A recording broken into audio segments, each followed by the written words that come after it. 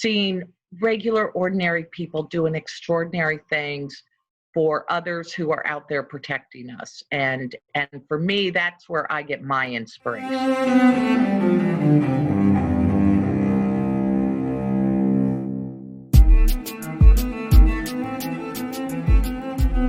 Welcome to Arts Engines. I am your host, Aaron Dworkin, and we have with us today our guest, Mary Ann Carter, Chairman of the National Endowment for the Arts.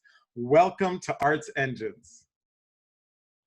Thank you, Aaron. I'm glad to be here, and I'm so looking forward to the day when I can see you again in person.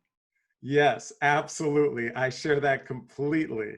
So I thought we'd just kind of start out, you serve as the 12th chairman of the National Endowment for the Arts. You are, our nation's leader as it relates to the arts.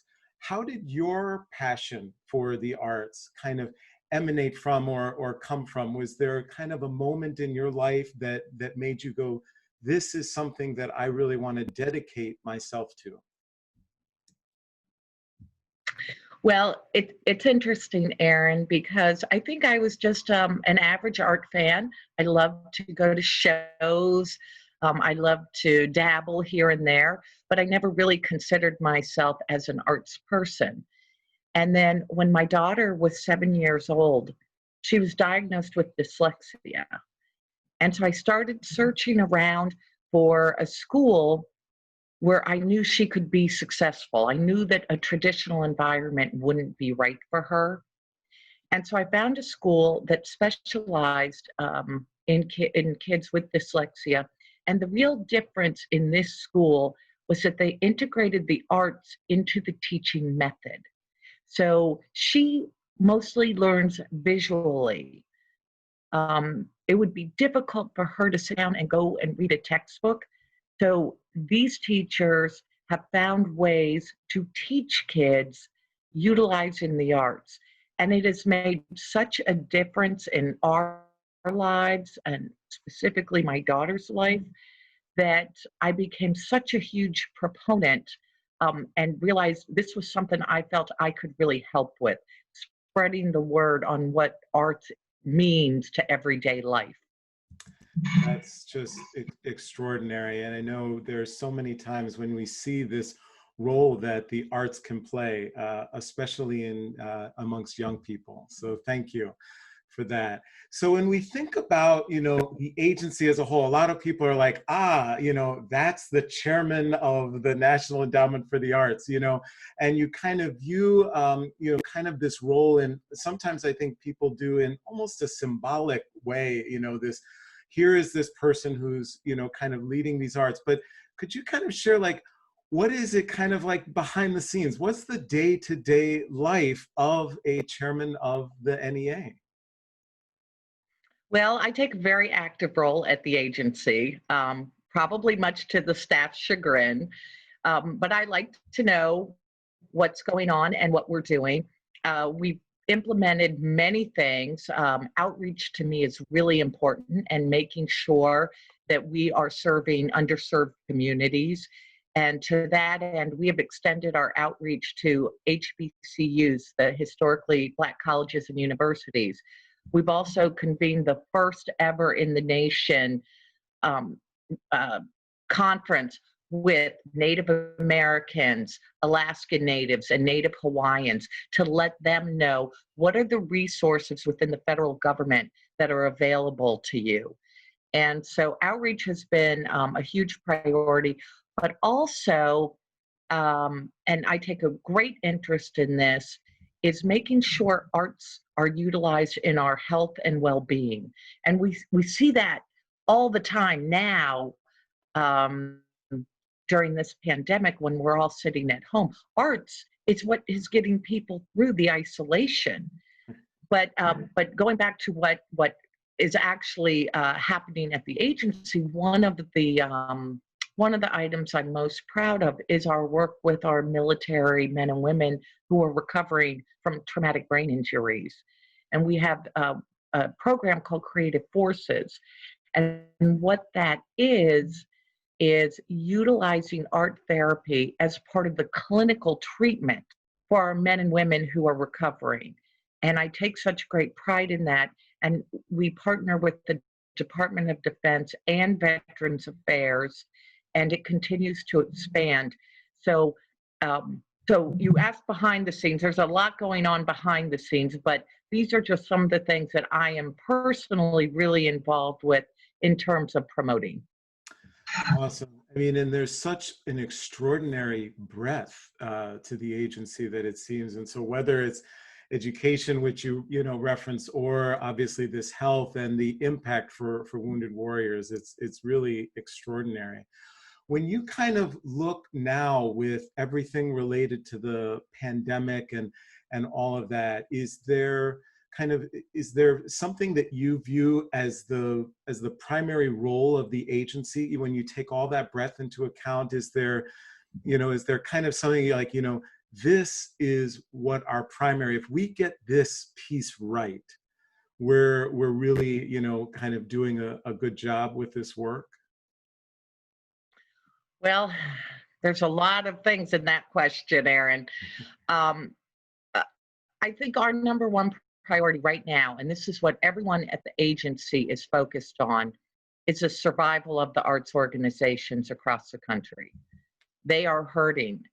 There's a lot of comparison between the pandemic, the economy now, and the economy in 2008 with the recession that hit. But it's so much worse now because all across America, arts organizations, their doors are closed. The facilities aren't allowing anyone in. There's no income coming in. And that's drastic. And it may be that way for a while. Our focus right now is survival. And, I am so appreciative that Congress and the president recognized the economic impact the arts have on the economy. $877 billion we add to the GDP. That's almost 4.5%. Over 5 million workers within the arts and cultural sector. That's a lot of people. And so by recognizing that and giving additional funding to the National Endowment for the Arts, we are utilizing that money to preserve as many jobs as possible and to make sure as many organizations as possible can open their doors when we're on the other side of this pandemic. Definitely, definitely. So to kind of bring a little Detroit centric, where I'm broadcasting from here, there's all of these historical hardships in Detroit and in communities like Detroit, and kind of given a lot of these challenges that people are now experiencing because of the pandemic, because of COVID. What are your thoughts about, and how can those of us in the arts really advocate for their importance? So in other words, how do you view the importance of the arts for communities specifically like Detroit or similar communities around the country? Well, Detroit's a perfect example to talk about the arts. As you may recall, we brought the National Council on the Arts to Detroit for one of our meetings outside of Washington, and it was an amazing trip. And the reason we picked Detroit was because, A, there's such cultural pride in Detroit. And the second was, we know that the city is committed to making sure the arts are integrated into all community and neighborhood revitalization. And you saw it when we were there, I guess it was last summer now, and you could see the difference. So Detroit is actually now a model to prop up. But the arts are economic engines. And that's why it's vital that we preserve the jobs and make sure these organizations can reopen on the other side of the pandemic, because they really are economic engines for not just urban communities like Detroit, but for rural communities scattered all over Michigan and the rest of the country. And we know that typically a dollar that we appropriate or that we spend in a grant award leverages $9 from in private money and to the economy. that is a great return on investment. Everyone should want that type of return. And so not only will we need the arts just for solace and relaxation, and as we find our way in what our new normal is going to be, but we need the arts for the economic input that they bring to a community. Yeah, absolutely. And of course, I'm lucky enough to see that impact that goes on here in Detroit, which is tremendous. As you think back to, kind of that visit to Detroit, is there anything that kind of stands out for you that was the favorite moment for you, or favorite kind of part of Detroit and what we have to offer to our community and to the world? Well, I loved the trip, Erin. We had so much fun. Such a big shout out to the Michigan Arts Council and their executive director, Allison, and Culture Source with Omari. They just put together such a great program for us. So everything stood out.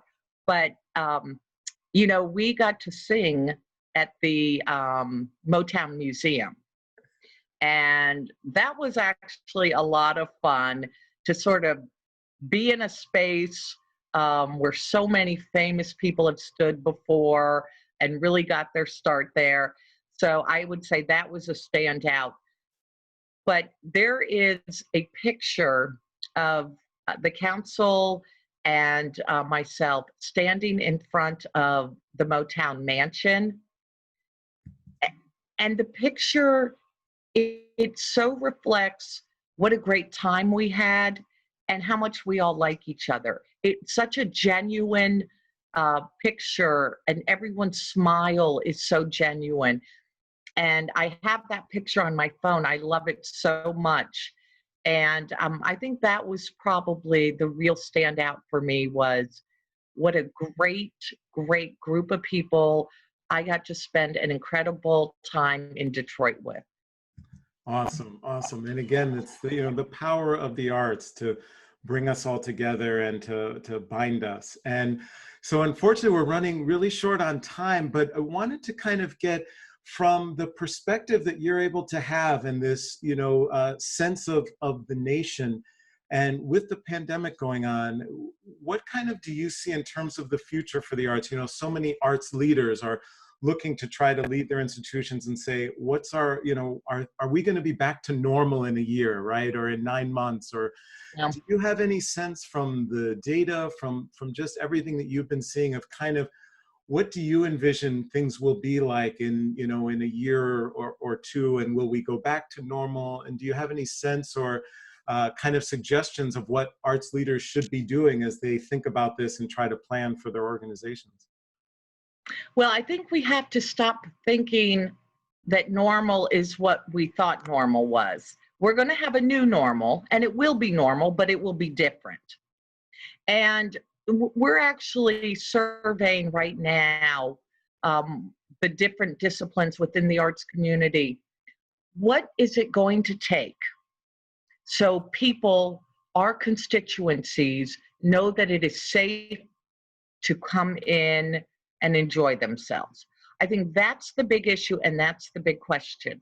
A football stadium may hold 60,000 people. You can still get 10 or 20,000 in and have the physical distance that you need. You can't really do that as much in a theater or a dance studio or a concert hall or a museum. And so I think that's how we have to think about things. The other thing that worries me is I've seen different polling talking about how long it will take for people to feel safe to go into that type of environment. Well, we're fighting for survival right now and trying to get through the immediate crisis. It's not going to matter if we get through the immediate crisis and our institutions and organizations still have to wait another year before people come through the door, because they won't survive then. And so I think there has to be a meeting of the minds on what is safe. What does that look like? Is it providing masks and gloves to people who come through the door? Is it making them have masks and gloves before they come through the door? So many of our museums are interactive now. how often is everything going to be cleaned?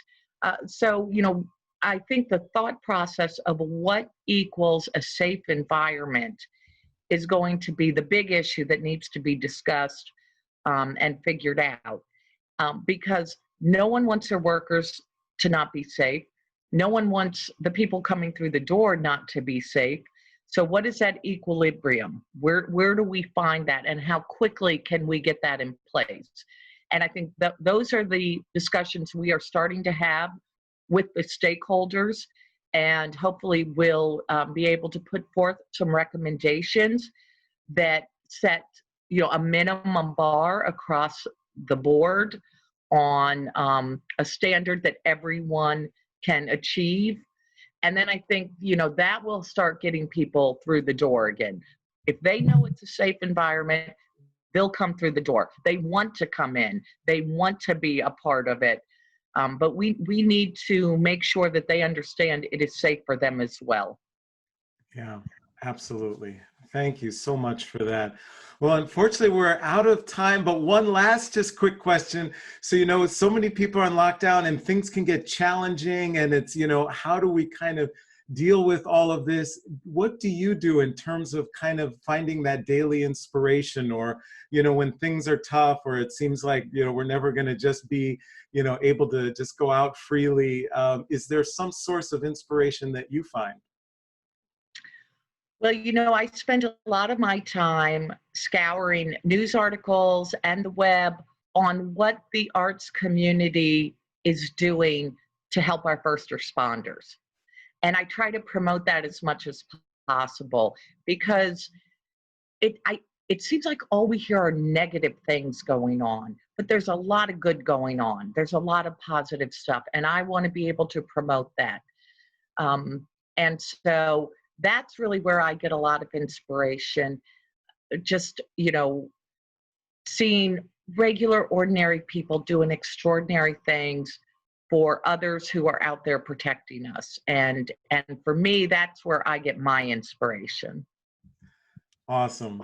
Well, Mary Ann Carter, you are truly one of the great arts engines in our nation. Thank you so much for joining us and for taking this time. We really appreciate it. Thank you, Aaron.